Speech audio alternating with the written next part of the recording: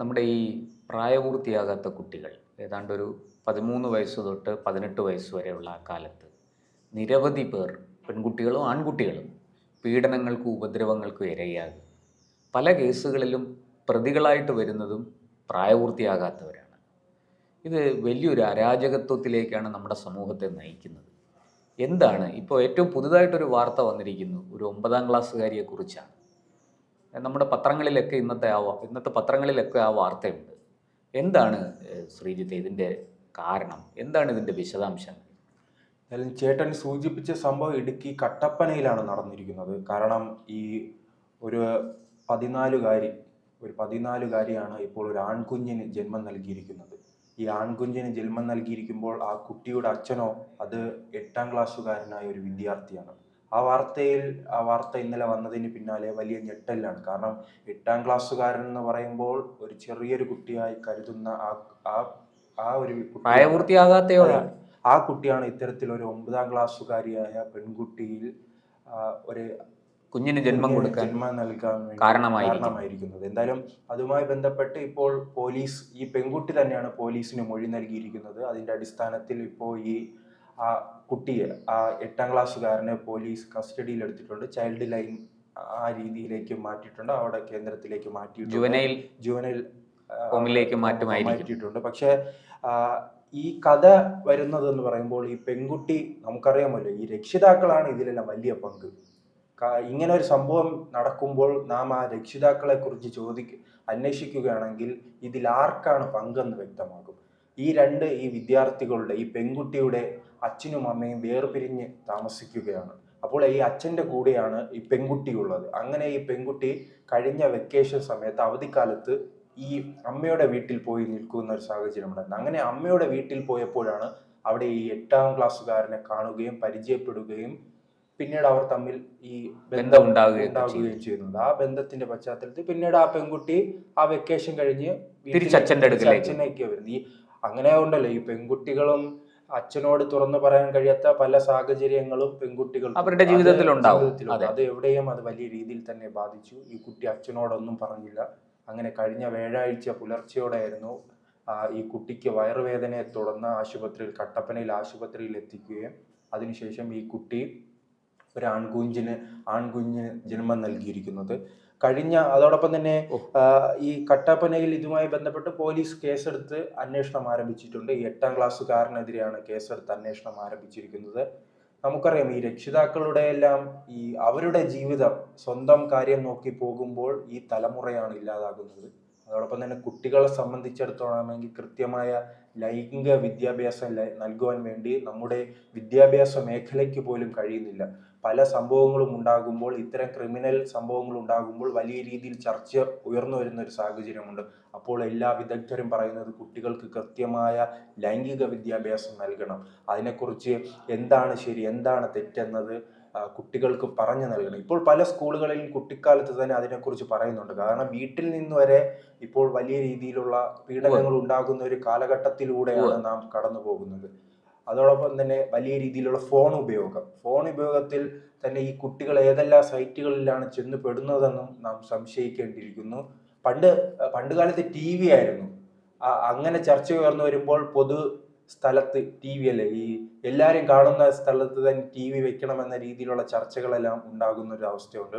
ഏതായാലും പുതിയ തലമുറ എന്തായിരിക്കും ഇങ്ങനെ മാറിപ്പോകാനുള്ള ഒരു കാരണം? തീർച്ചയായിട്ടും ഈ അനിയന്ത്രിതമായ സാഹചര്യങ്ങൾ ഇപ്പോൾ ശ്രീജിത്ത് പറഞ്ഞല്ലോ, ഈ എഡ്യൂക്കേഷൻ്റെ കാര്യം, വിദ്യാഭ്യാസം, ലൈംഗിക വിദ്യാഭ്യാസം നൽകുന്നത്. ഇപ്പോൾ പല പ്രൈവറ്റ് സ്കൂളുകൾ നമ്മൾ എടുത്താൽ അവിടെ ഒരു മോറൽ സെക്സ് എഡ്യൂക്കേഷൻ എന്നാണ് അവർ പറയുന്നത്. സദാചാരനിഷ്ഠമായ ലൈംഗിക വിദ്യാഭ്യാസം.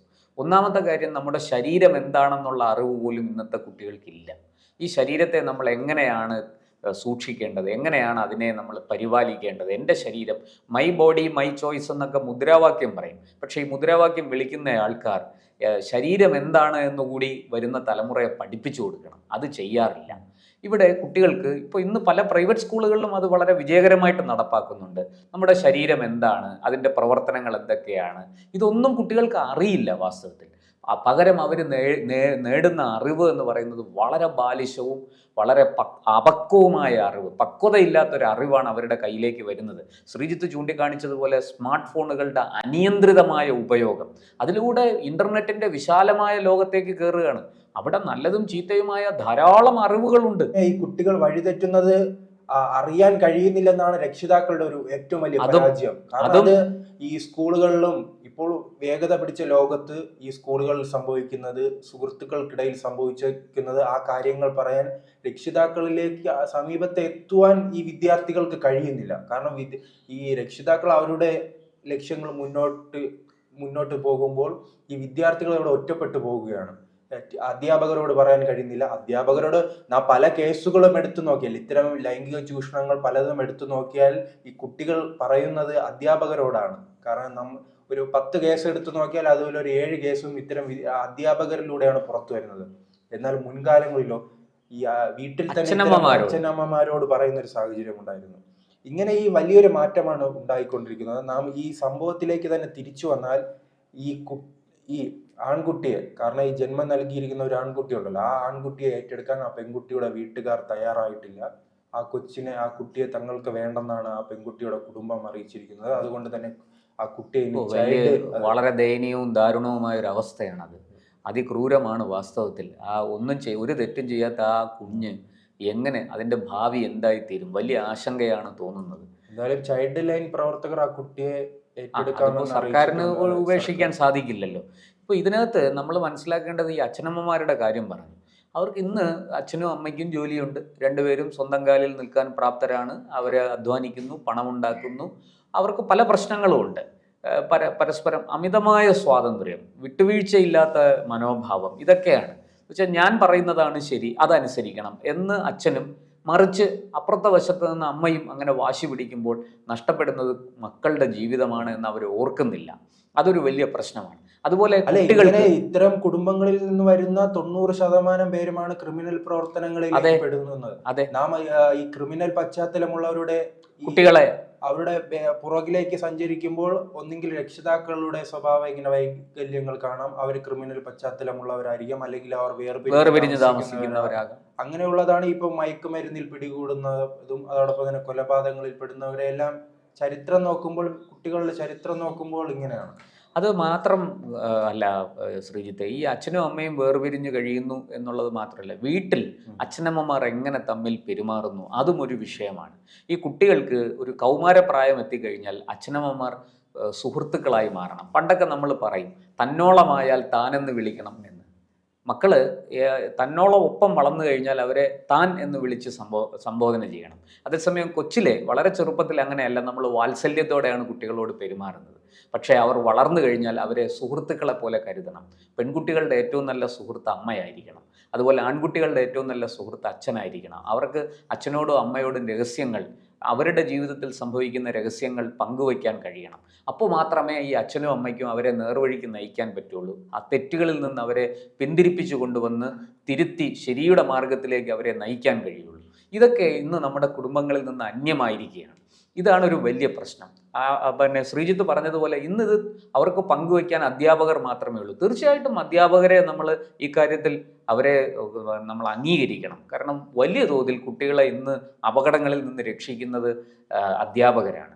ഈ അച്ഛനമ്മമാർ കൂടി ഈ കാര്യത്തിൽ തികഞ്ഞ ശുഷ്കാന്തി പുലർത്തിയാൽ, ജാഗ്രത പുലർത്തിയാൽ നമ്മുടെ ഒരുപാട് കുട്ടികളുടെ ജീവിതം തെറ്റിലേക്ക് പോകാതെ, ക്രിമിനൽ വൽക്കരണത്തിലേക്ക് പോകാതെ രക്ഷപ്പെടും എന്നുള്ള കാര്യം തീർച്ചയാണ്. എന്തായാലും നമ്മുടെ വിഷയത്തിലേക്ക് വരികയാണെങ്കിൽ ആ 9ാം ക്ലാസ്സുകാരി ജന്മം നൽകിയ കുഞ്ഞിന്റെ ഭാവി ആരോഗ്യം മികച്ചതാണ്. അത് ആരോഗ്യ പ്രശ്നങ്ങളൊന്നുമില്ല, അമ്മയും കുഞ്ഞും സുഖമായിരിക്കുന്നു എന്നാണ് പുറത്തു വരുന്നത്. പക്ഷെ കേരളത്തെ സംബന്ധിച്ച് ഇത് തെറ്റായ രീതിയാണ്, ഞെട്ടിക്കുന്ന വാർത്തയാണ്. ഇനിയെങ്കിലും കൃത്യമായ ജാഗ്രതയോടെ രക്ഷിതാക്കൾ ഇത്തരം പ്രശ്നങ്ങൾ, സ്വന്തം ലക്ഷ്യം, സ്വന്തം ജീവിതം കാണാതെ ഈ കുട്ടികളുടെ ജീവിതം കൂടി പരിഗണിക്കണമെന്നാണ് പറയാനുള്ളത്.